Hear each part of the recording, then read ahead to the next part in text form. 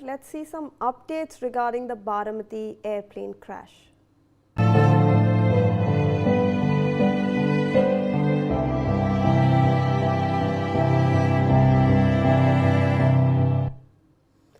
After a Bombardier Learjet 45 crashed in Baramati, claiming Maharashtra Deputy Chief Minister Ajit Pawar, the aircraft's safety is now under scrutiny, with the probe into an earlier crash involving the same aircraft in Mumbai in 2023 still ongoing. The US-based Learjet is a manufacturer of business jets for civilian and military use. It is produced by Bombardier Airspace. Now, importantly, both the accidents involved a Learjet 45S operated by the Delhi-based VSR Ventures. In fact, as recently as October 2025, the US's NTSB had urgently recommended an investigation into the airworthiness of an aircraft after a pilot was killed and 2 others were seriously injured after a Learjet actually veered off the runway after landing in Arizona. Let's in fact take a look at the past directives and warnings that have been issued with regards to the aircraft. So let's look at what all past cases have happened with the same kind of aircraft, which is a Learjet 45, and this is the same aircraft which actually flew the former Deputy Chief Minister of Maharashtra Ajit Pawar, and he unfortunately lost his life in an air crash. So let's look at this Learjet 45 and the past events. It's a mid-size business jet aircraft, and it is produced by Bombardier Aerospace. So mid-class, preferred by private individuals. It's a business class jet. It has twin engines. It's a twin engine aircraft, and it entered service in 1998. So it started its service in 1998, has 2 engines. And FAA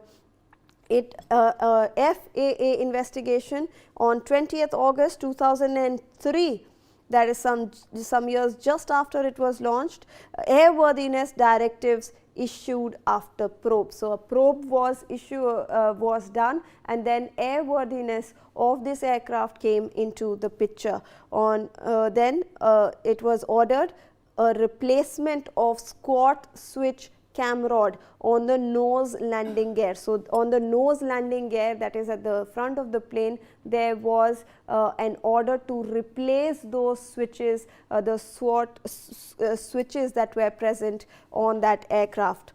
Then if not applied, if those changes were not made, then it could result in an airplane departing the runway at high speeds during landing. So if this switch was not made, if they did not replace it, then what would happen was the aircraft would actually be at higher speeds during landing, and hence there was an option that they could in fact overshoot the runway if this faulty part is not replaced. Then on February 2nd, 2023, they were found parts of the anti-ice system inside the pneumatic system still have some issues. So the FAA investigation actually found in 2023 that there is an anti-ice system which still has some issues, and that has not been resolved over here. Then that could actually lead to loss of airplane control in icy conditions. So if there are icy conditions, there can be a loss of control of the aircraft. They found that the anti-ice devices were not fixed.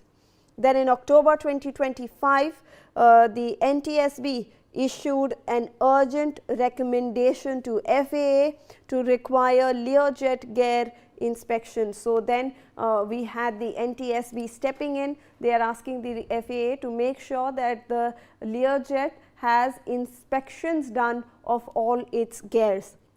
In October 2025 again, investigations were launched after a pilot was killed when a Learjet veered off the runway after landing. So, they had in fact mentioned that there is a possibility that the aircraft might overshoot the runway. That's what happened over here. The aircraft veered from the runway, and unfortunately a pilot lost his life, and that's when this entire investigation was also going on. In December 2025, the FAA fines Avery Aviation for $15.7 million for unworthy air Learjets. So, there were unworthy Learjets that Avery Aviation was actually running. The FAA stated that the operator installed equipment onto aircraft without required maintenance. So, there is also an allegation that no maintenance is done on some of the equipment that have been installed on the Learjet 45. So, this is something that is in fact very worrisome, because these are investigations that are still underway in the Learjet cases. Joining us on the broadcast is Vandana Singh, aviation expert. Thank you so much, ma'am, for joining us on the broadcast. We appreciate your time. Ma'am, we were looking at some past instances where the Learjet and its airworthiness has come into the question. Obviously, all air accidents are different, but when we are looking at a Learjet, there are certain questions that still remain. Sure. Thank you for looping me in. The first question is, what is the regulatory scrutiny? Meaning that the regulator here is the DGCA, and how are we looking at private operators within our country? What is regulatory scrutiny? What is the focus on enforcing what safety standards for private charter operators, and also ensuring compliance as per the regulations? Then we also need to look at infrastructure limitations and risk. Moving on to what you're talking about, yes, FAA imposed fine on aviation, 15.7 billion fine. But coming to this particular case, the Learjet 35, this one from the VSR company, the VSR Ventures, this was definitely certified as airworthy, and it was carrying valid certificates of airworthiness and what we call airworthiness review certificate. What we do know is the last regulatory event did happen in February 2025, and it raised no level, of safety findings. However, we do know that there was an accident when a Learjet 45 skidded off runway in Mumbai in September 2023, where all the passengers survived.